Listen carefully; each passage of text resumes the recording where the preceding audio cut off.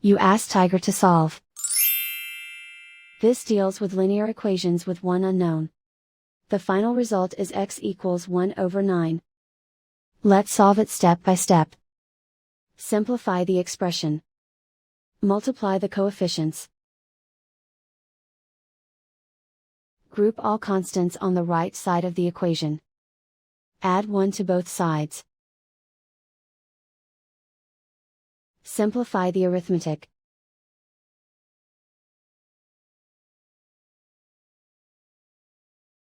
Isolate the x.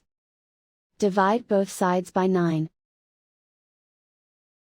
Simplify the fraction. And so the final result is x equals 1 over 9.